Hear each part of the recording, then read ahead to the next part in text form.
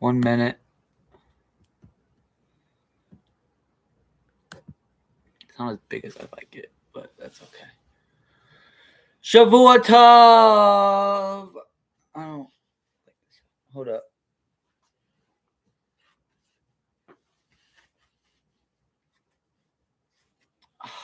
Shavua Tov, everyone.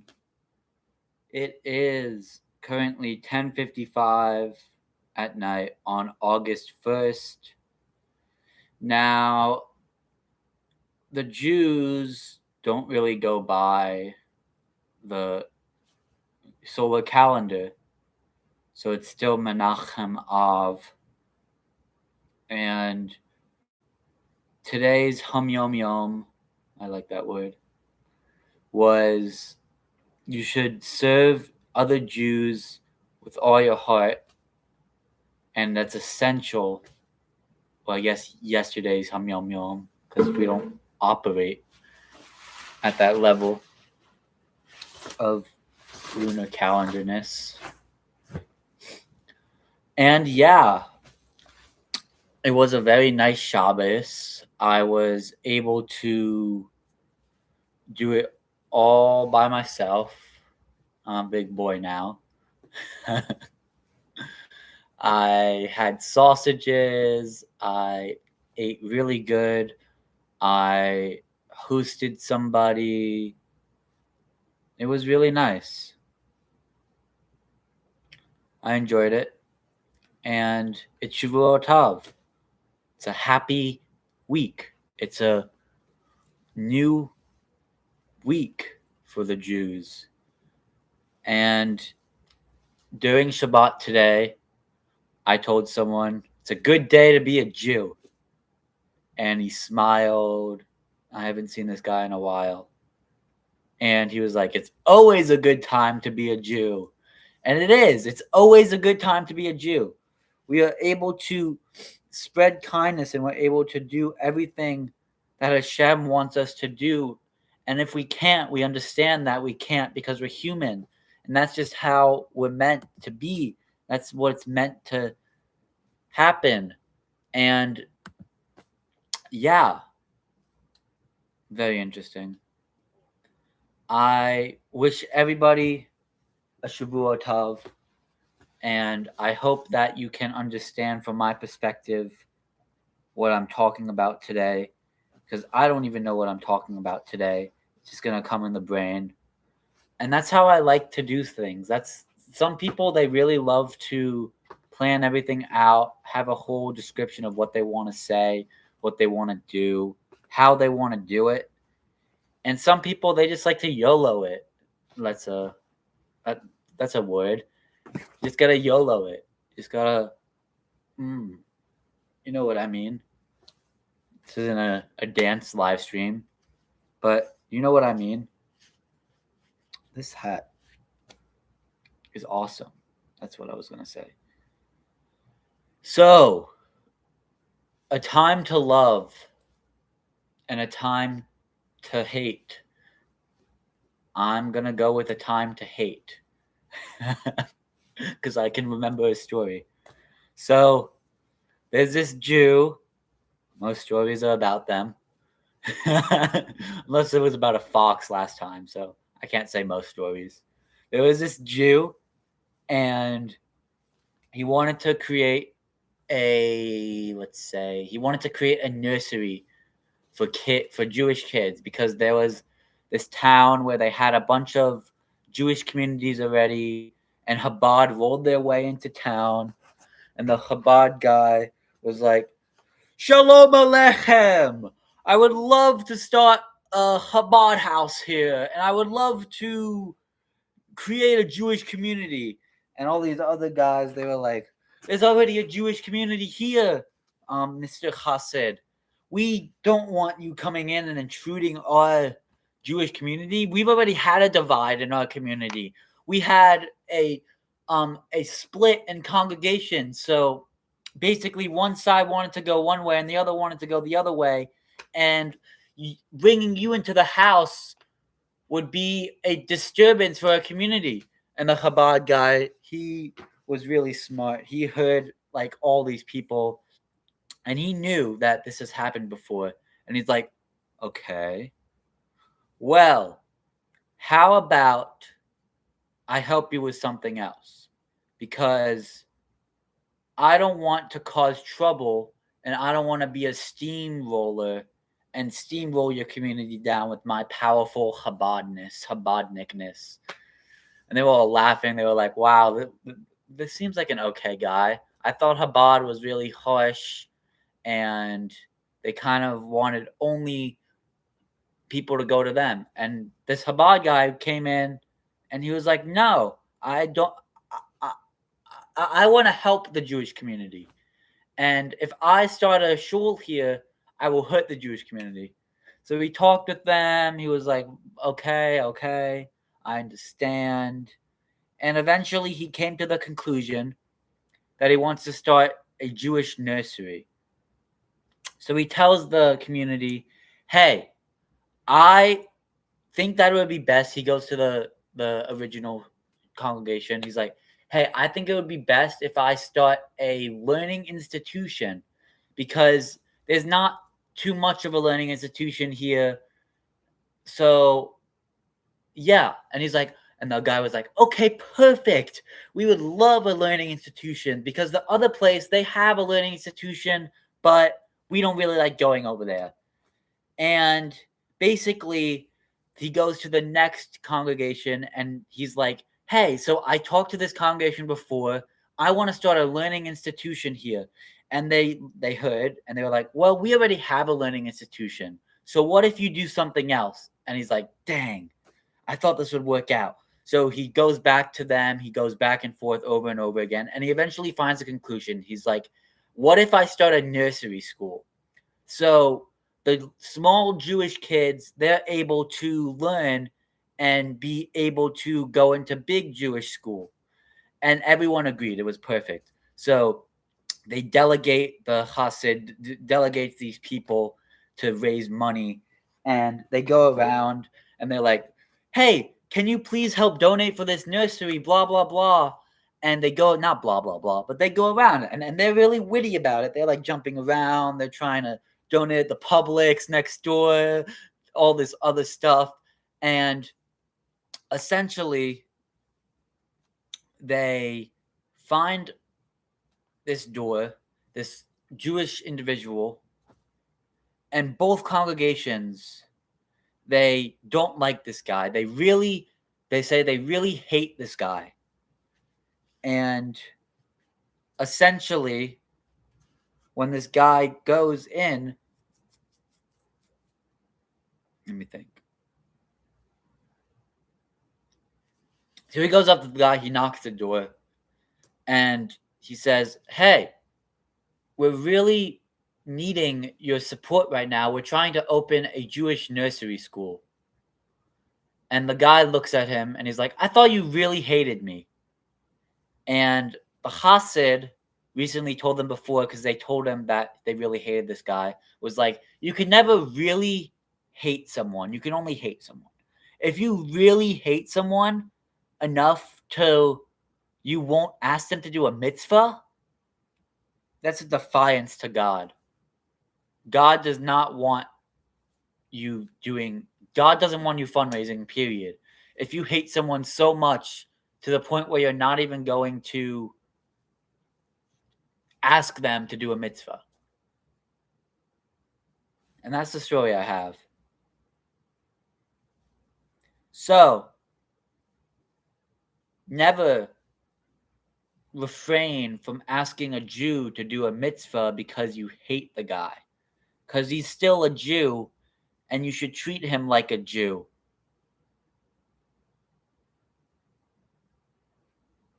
And now, you should love your Jew as everybody else.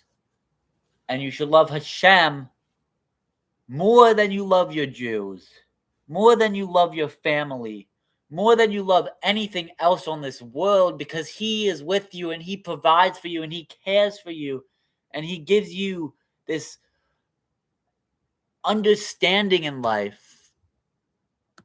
Hashem is there for you and he will always be there for you, no matter how much you struggle, no matter how much you want to believe that he's not there for you and that he's trying to punish you, it's all there for a reason. Everything is a blessing in disguise, and everything wants to do good for you.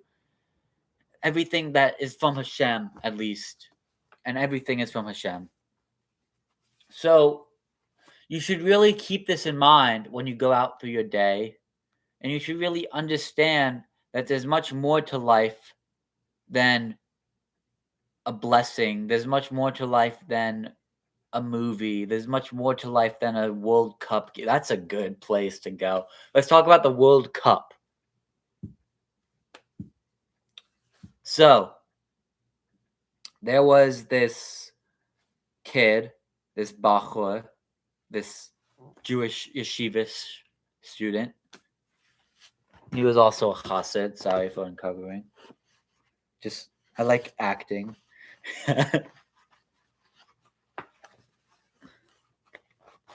Okay.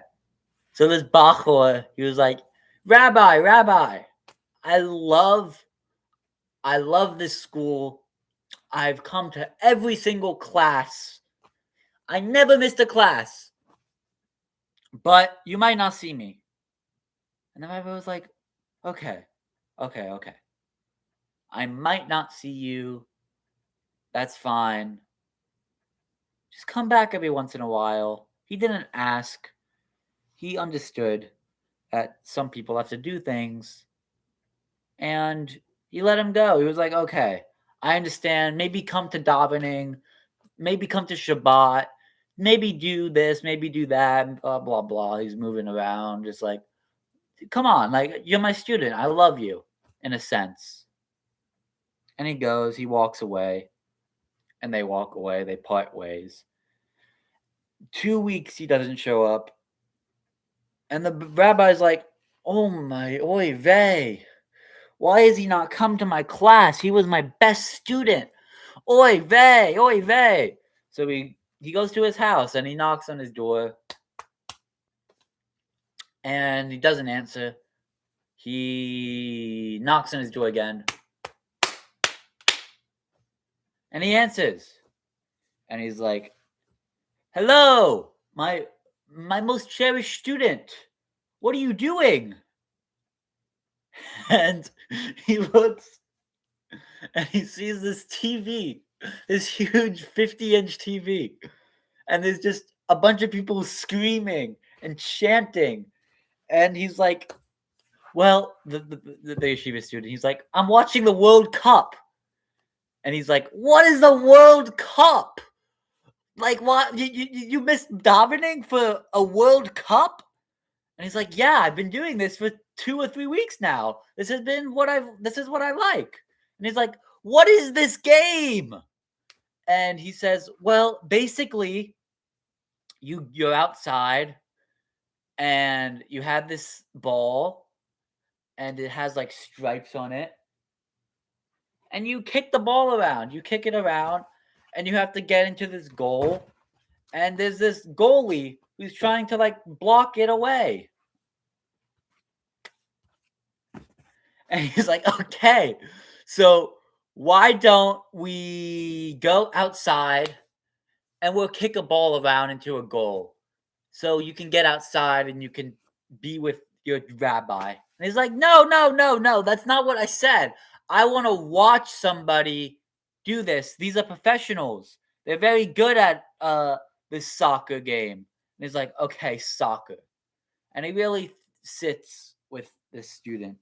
He's really like, okay, what can I teach this student? And he's like, okay, so how about we go outside and you just kick a goal, you just kick a ball into a goal, and we'll talk about what you've missed. And he's like, no, why would I want to kick around a ball into a goal?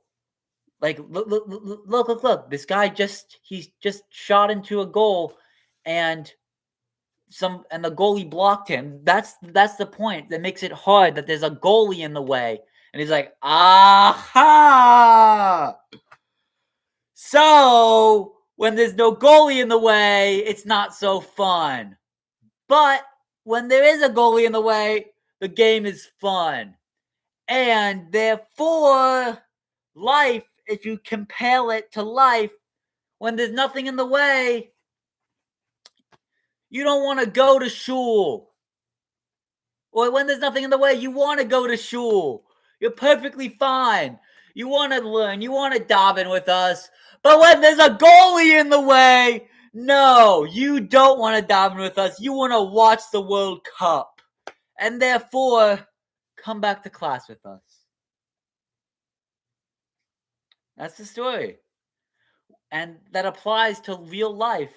That when there's something in the way for you to do good, you don't want to do good. You want to make excuses, or you want to be okay with it. The evil inclination has stopped and there's something in the way. When all you have to do is put it on your head, move it aside, and it will be okay. You'll be able to do it. So yeah, that's the story. And essentially, a time to love. Shavua Tov, a time to love. You should love this week with the utmost kavana, because this is the week of right after Tu B'Av, the 15th of Av, Menachem Av. And I wish that all of you have a great next half of the week, next half of the month even, and able to fulfill what you need to do. And I bless myself as well, and able to perform the mitzvahs that you need to perform, and perform even more mitzvahs than what you expected. I hope it goes better than what you expected. And I hope for myself as well. And yeah, it's an amazing time for the Jewish people. It's an amazing time for the Jewish land of Israel. And it's an amazing time for you to learn and daven and understand Torah even more. Because that's what we're here to talk about. We're here to talk about learning Torah. And doing that maybe will inspire you to learn more Torah. I recently met this very nice rabbi. He wants to teach me one-on-one every week. I'm actually going to call him after this. I have an idea.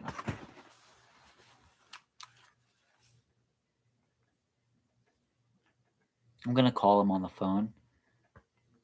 Maybe we can learn with him.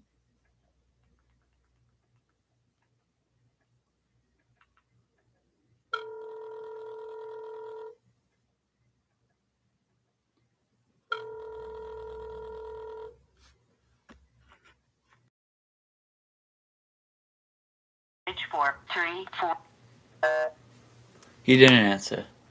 Baruch Hashem. Maybe it's not the right time to learn. Maybe he doesn't want to be recorded. Maybe just can't pick up right now. He's texting me. But he's a very nice guy. I met him in New York. He was talking to me how he does like the Jewish judging.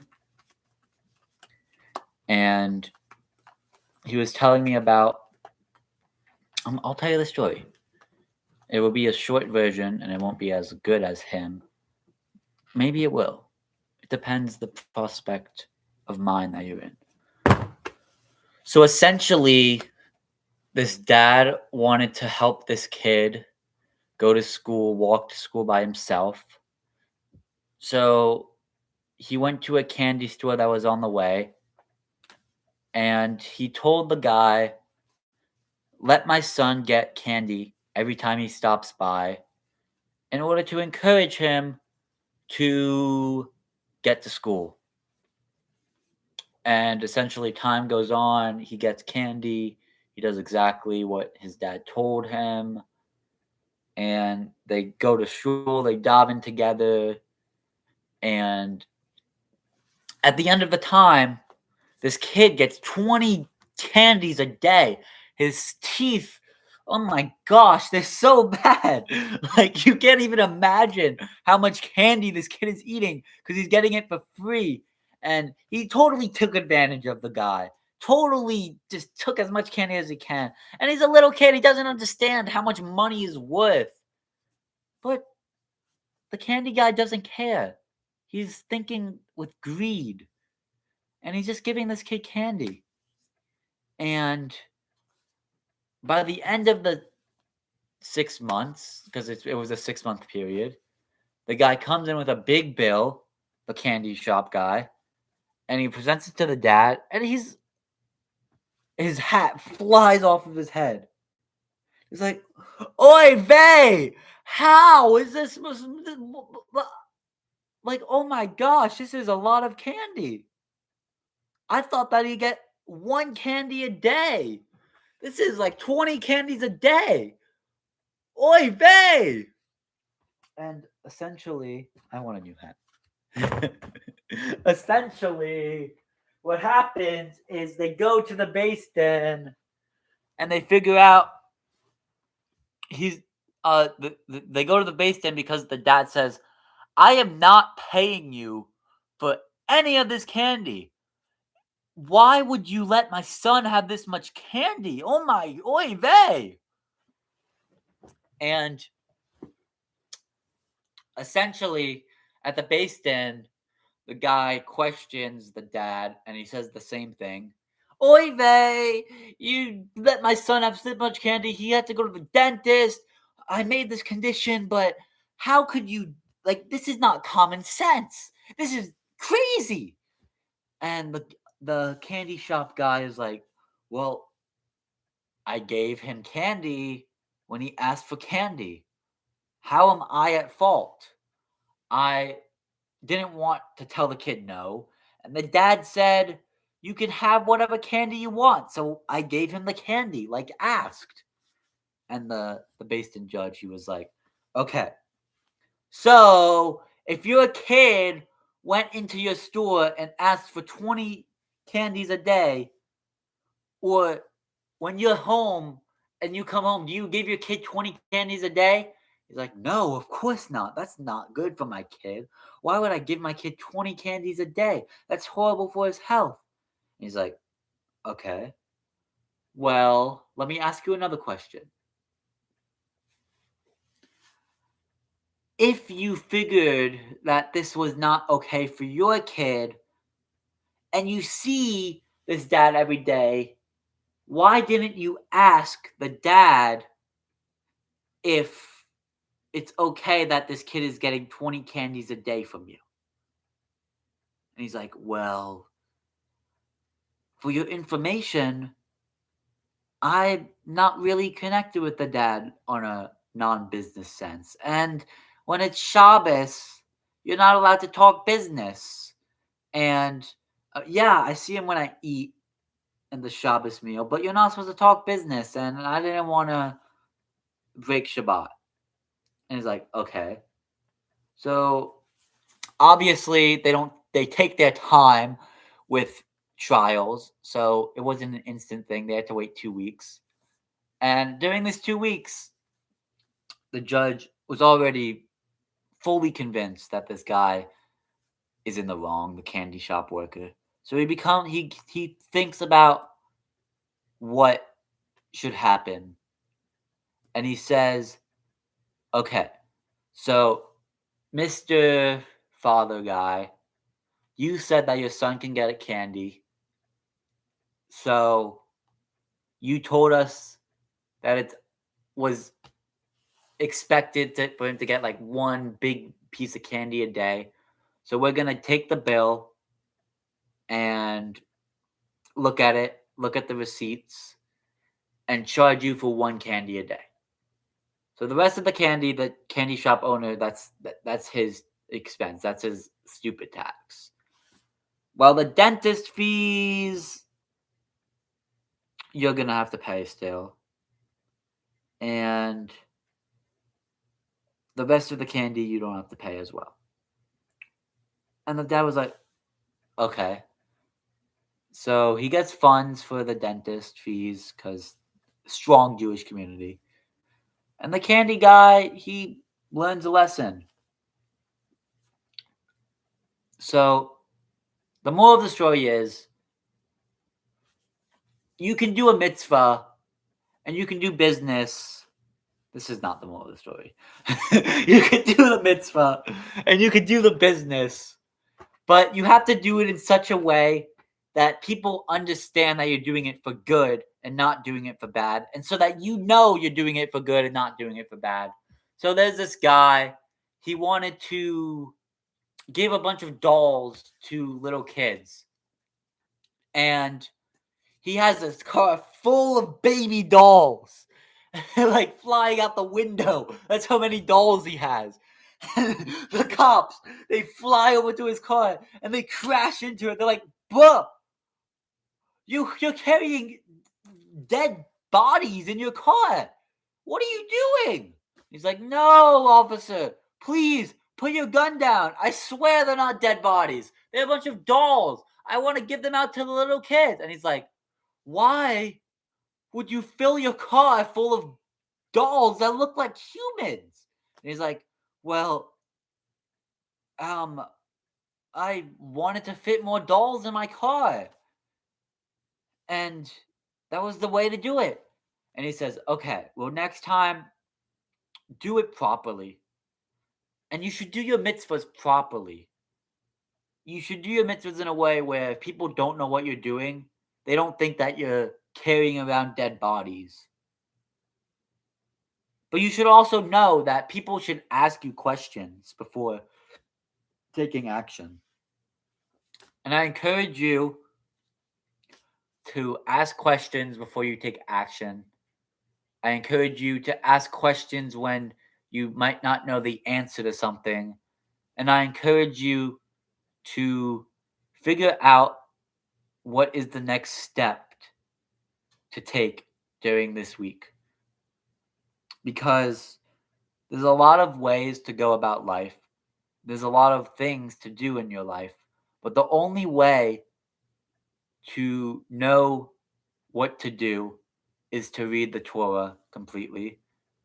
And the only way to know how to perform correctly is to learn the ethics of our fathers. And I'm just completely talking. I apologize if that's wrong. But that's how life should be. And don't take my word for that. I apologize if that's not true.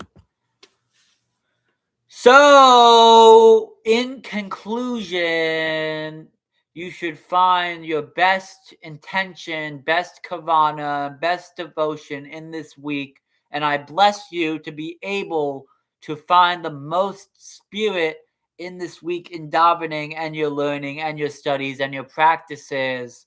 I give you a blessing that you should be able to do all of this and more, and it should be even better than you expected. Have a good week.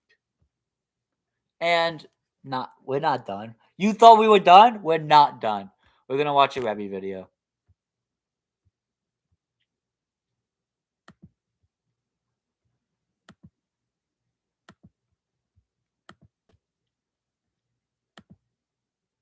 That's my other video. You should watch it.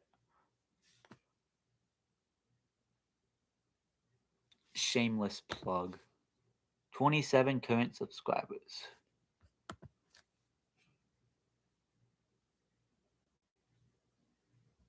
Yalla!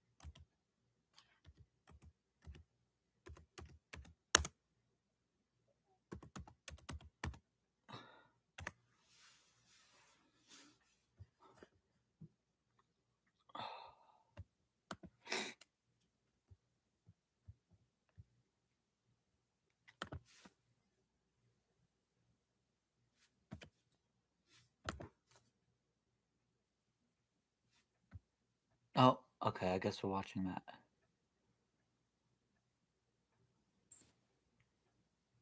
that.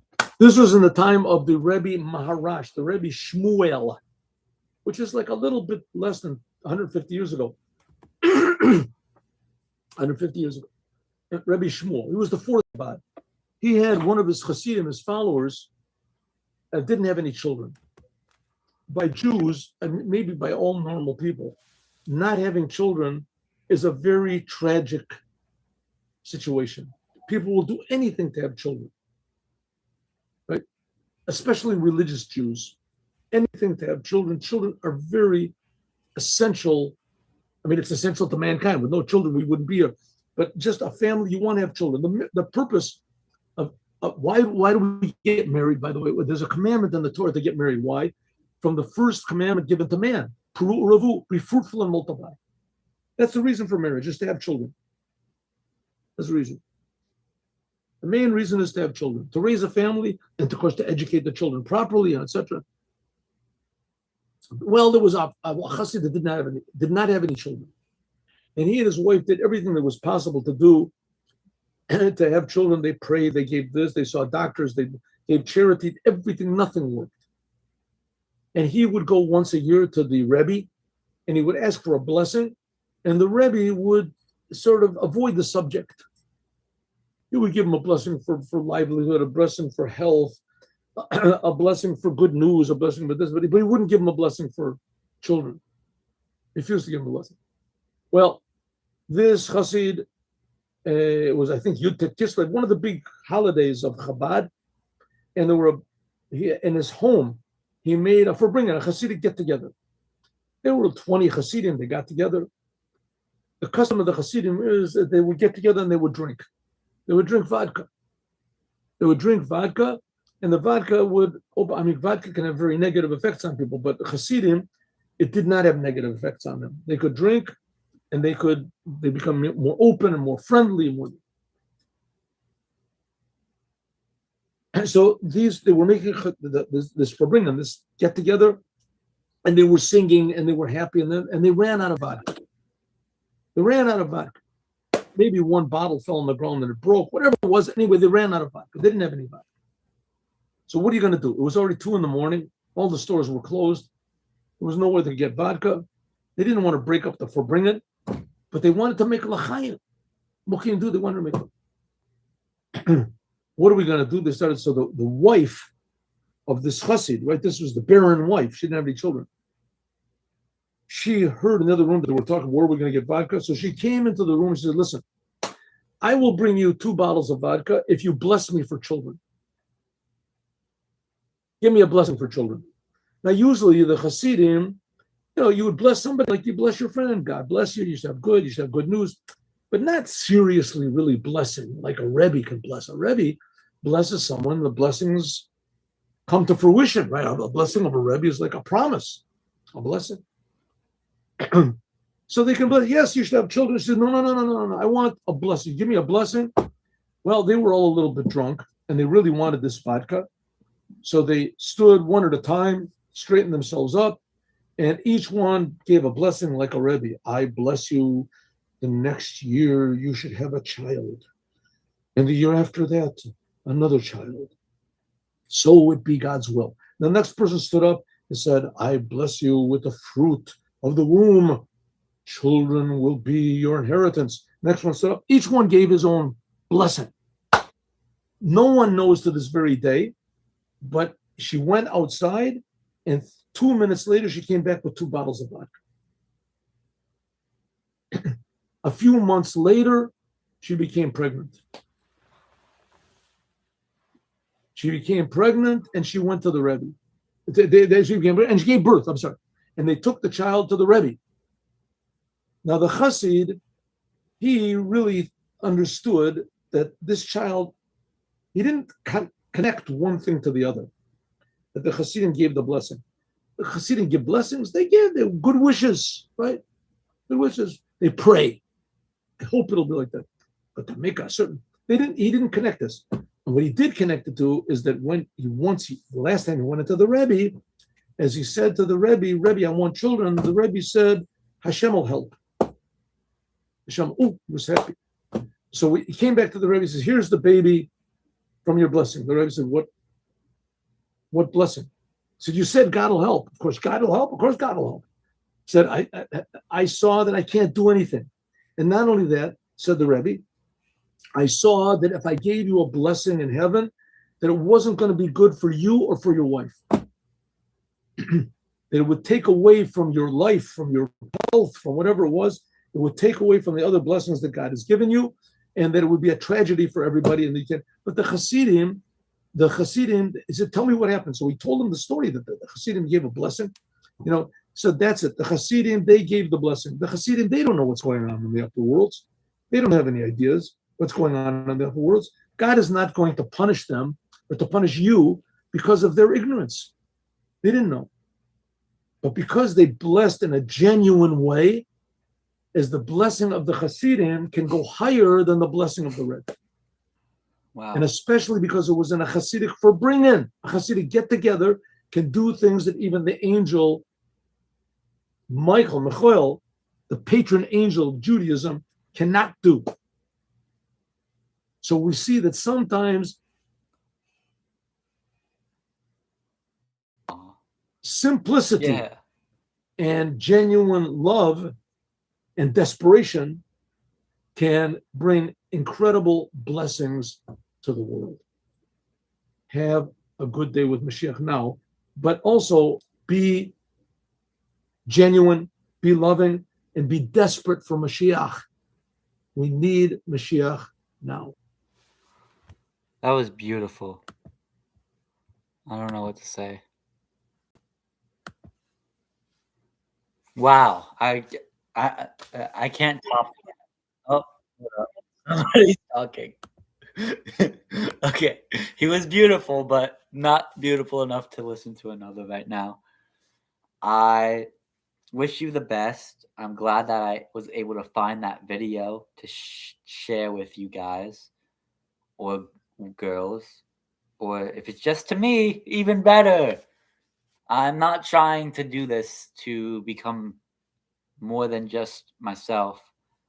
I'm trying to do this to record my thoughts and stream my thoughts for those who want to listen. Because I have been very involved lately with the Jewish community, and I feel like I should be speaking to people and not just cubbied up in my little corner. And I thank you today, and I thank all of you, and I thank even none of you for listening to me today. And like he said, may Mashiach come now, and may it be swiftly. And when he comes, everything that is like bad in the world will be good in the world. And that sounds awesome. And I wish you the best of luck. Bye.